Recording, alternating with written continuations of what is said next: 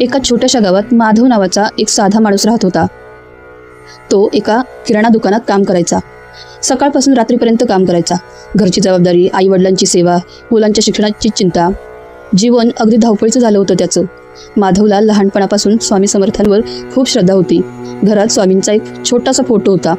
रोज सकाळी तो नमस्कार करून कामाला जायचा. पण त्याच्या मनात एक खंत कायम होती. माझ्याकडून स्वामींची नीट सेवा होत नाही. ना मला मोठं पारायण करता येतं, ना तासनतास जप करता येतो. एक दिवस गावात स्वामींचं कीर्तन होतं. माधव काम संपवून थोड्या वेळासाठी तिथे गेला. कीर्तनकार महाराज म्हणत होते, भक्तांनो, स्वामींना दिखावा नको असतो, त्यांना भक्ताचं प्रेम हवं असतं. मनापासून घेतलेलं एक श्री स्वामी समर्थ हे नाव हजारो जपांपेक्षा मोठं असतं. हे ऐकून माधव विचारात पडला. महाराज पुढे म्हणाले, आई आपल्या मुलाला कधी विसरत नाही, तसंच स्वामी आपल्या भक्तांना कधी सोडत नाही. तुम्ही काम करता करता जरी स्वामींचं नाव घेतलं तरी तीच सेवा स्वामींपर्यंत पोहोचते. हे शब्द माधवच्या मनात घर करून गेले. त्या दिवसापासून त्याने एक छोटी सवय सुरू केली. सकाळी उठल्यावर तो म्हणायचा, श्री स्वामी समर्थ.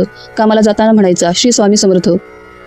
दुकानात ग्राहक नसले की मनातल्या मनात जप करायचा, श्री स्वामी समर्थ, श्री स्वामी समर्थ. कधी माल उचलताना, कधी रस्त्यावर चालताना, कधी थकवा आला की तो फक्त स्वामींचं नाव घ्यायचा. हळूहळू त्याच्या आयुष्यात बदल होऊ लागला. पूर्वी छोट्या छोट्या गोष्टींवर चिडणारा माधव आता शांत झाला होता. घरातलं वातावरणही आनंदी झालं होतं. एक दिवस त्याची पत्नी त्याला म्हणाली, अहो, हल्ली तुम्ही खूप बदललात, आधीसारखा ताण दिसत नाही.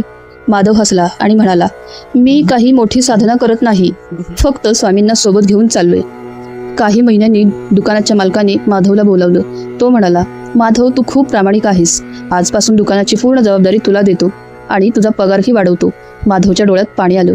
तो म्हणाला, स्वामी, हे सगळं तुमचंच आहे, पण खरी परीक्षा तर अजून पुढेच होती. एका रात्री माधवची आई अचानक खूप आजारी पडली. घरात सगळेच घाबरले. रात्र होती, बाहेर जोराचा पाऊस सुरू होता. गावात डॉक्टरही लगेच मिळत नव्हता. माधवच्या हातापायांना घाम आला. तो आईजवळ बसला, डोळे बंद केले आणि मनापासून जप करू लागला, श्री स्वामी समर्थ, श्री स्वामी समर्थ. त्याच्या डोळ्यात अश्रू होते. तो मनात म्हणत होता, स्वामी, माझ्या आईला वाचवा. थोड्याच वेळात दारावर टकटक झाली. एक डॉक्टर बाहेर उभा होता. तो म्हणाला, मी दुसऱ्या गावात जात होतो, पण अचानक या रस्त्याने यावंसं वाटलं. त्याने आईला तपासलं, औषध दिलं आणि काही वेळात तिची तब्येत सुधारली. माधवच्या डोळ्यात आनंदाश्रू आले. त्याला समजलं, स्वामींनीच मदतीसाठी कोणाला तरी पाठवलं होतं. त्या दिवसानंतर माधवची श्रद्धा आणखी वाढली. तो सगळ्यांना सांगू लागला, स्वामींची सेवा करण्यासाठी मोठा वेळ लागत नाही, मनात प्रेम आणि विश्वास हवा. तुम्ही कुठेही असाल, फक्त मनापासून स्वामींचं नाव घ्या. एक दिवस त्याचा लहान मुलगा विचारतो, बाबा, स्वामी खरंच आपल्यासोबत असतात का हो? माधव हसला आणि म्हणाला, बाळा, आपल्याला हवा दिसते का? पण ते असते ना. तसंच स्वामी दिसत नसले तरी ते आपल्या सोबत असतात.